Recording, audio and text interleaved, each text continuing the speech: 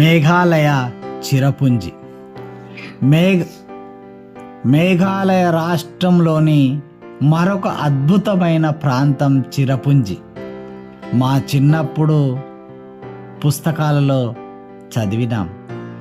చిరపుంజిలో సంవత్సరం పొడవునా వర్షపాతం ఉంటుందని. ఆ చిరపుంజి ప్రాంతాన్ని దర్శించడం నిజంగా మా అదృష్టంగా భావిస్తున్నాం.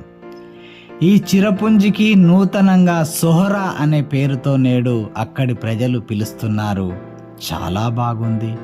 సొహరా నుండి మరొక సుందర దృశ్యం మౌస్మై కేవ్స్కి వెళ్ళాము.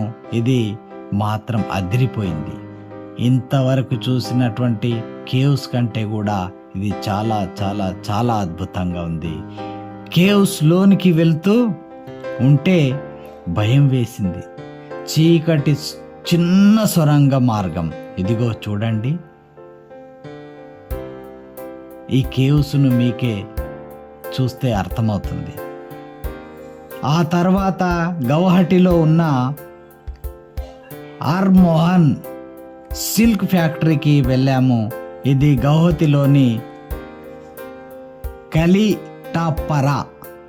కలిటాపరా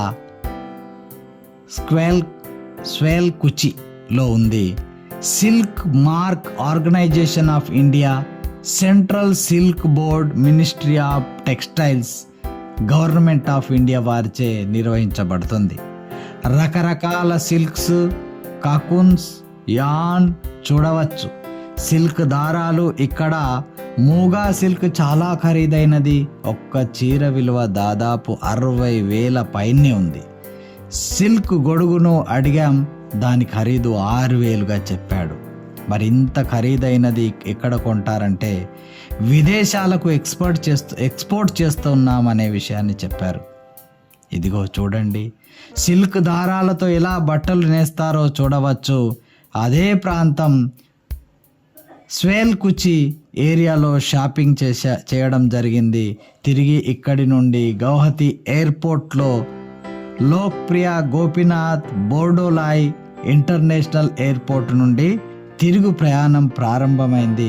సాయంత్రం 7:15 హైదరాబాద్ పరిసర ప్రాంతానికి చేరుకున్నప్పుడు ఫ్లైట్ నుండి తీసినటువంటి హైదరాబాద్ సిటీ వ్యూను మీరు చూడవచ్చు.